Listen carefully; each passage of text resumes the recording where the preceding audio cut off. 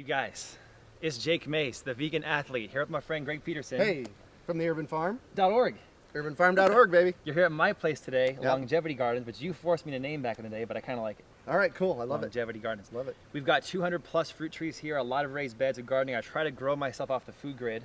Nice. And I do Oh, I sometimes like some that. workshops and tours on how to garden in my area, Yeah. Grow yourself off the grid. off the food grid. Nice. Yeah. I like that. So today, we're going to show people the Mace garden mix in this small raised bed. This is the mix that I use for gardening. Yeah. Not for fruit trees, for gardening. For gardening. And I have this cute little redwood made raised bed that I've created for this demonstration. Right? A little rugged looking. It is. Or rustic. Let's call it rustic. Because But I it's built going to it. serve the job. It is. And I do a lot of gardening tours and workshops here at my home sometimes. Yeah, maybe 2 per season for the local gardeners. Yeah.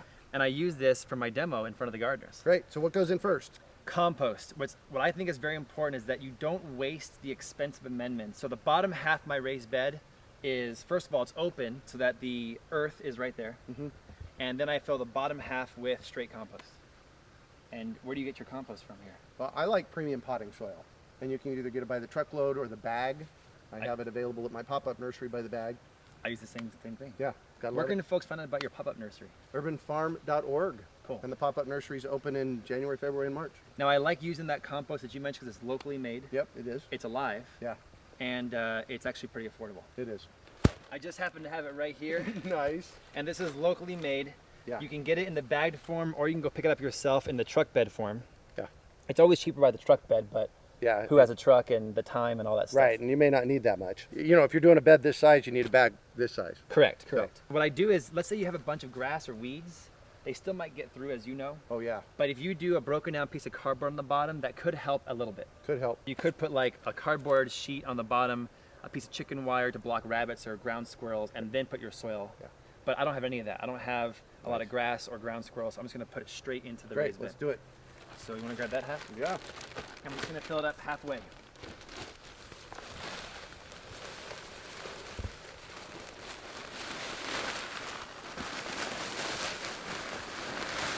Nice. Now, if we're making a stew in the kitchen, like vegetable stock is our base, right? Yeah. This compost is our base. Oh, and it smells so good. Smell that. It doesn't smell like manure, does it? Oh no. It smells like the forest. Yeah. And I like how it's broken down. It's not very wood chippy. If you guys find a compost that's got a lot of wood chips in it, you know, it's not ready to plant in yet. Right. This one is pretty broken down, ready to go. Plus, we're gonna add things to it to make it even better. All right. Over time, worms and other beneficial bugs will find their way in here, Yeah. and will make this even more nutritious than it is now. Perfect. Okay, but we're gonna put more stuff in the top half, Great. including more compost. All right, let's do it. First is this stuff. Usually you'll find this in block form like this from nurseries. Uh-huh. Okay, I've also gotten off Amazon before, but my local nursery has this coconut coir or coconut pith. Perfect. And I find that this brand right here breaks down very nicely when you add water to it. So you take it out of the package, put it in a wheelbarrow, add water to it, and it becomes this kind of spongy growing medium.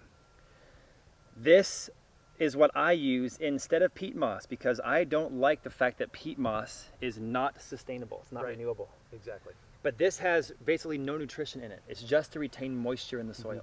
Which we desperately need here in the desert. Totally. Really, anywhere you're gardening. You need more than they tell you in the desert. Yeah. Look at my soil here and look at the color mix when I add this in there. You can tell it's ground up coconut fiber. Yeah. Now you're gonna put more of it in there than that, right? I am. Not this much.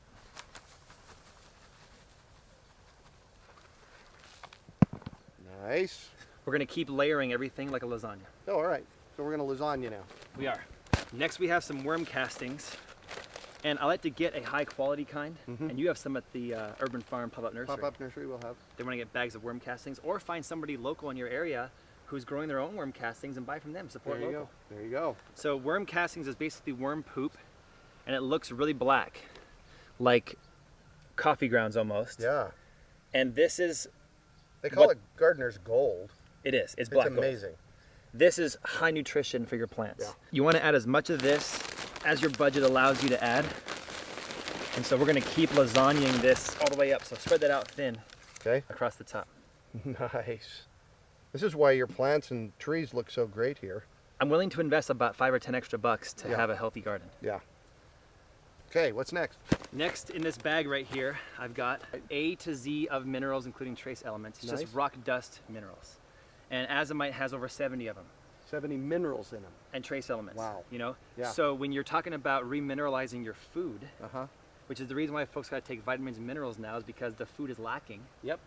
because the ground has been totally decimated, Yeah. right? So we're gonna add minerals back to our soil. Okay, so this stuff, It looks like rock climbing dust, doesn't it? like do you ever climb at the rock gym? Oh yeah, of course. This is the stuff you'd use in your hands. Yeah. But this is a agricultural based mineral dust and rock dust that has a lot of different stuff in Great. And how much do you put in here? Just like that, huh? it. Like that. I think that the company says to add 1 pound per 10 square feet or something like that, but I had more than that. Oh yeah. No, it So- can't hurt. Oh, you could plant 100% in this and it won't burn your plants. It's just minerals. Wow. It's not a fertilizer. And then I'll keep layering all that as we go up toward the top. Great. But I add some more compost too. All right, let's The do top half still has to have more compost more in compost. Yeah, exactly.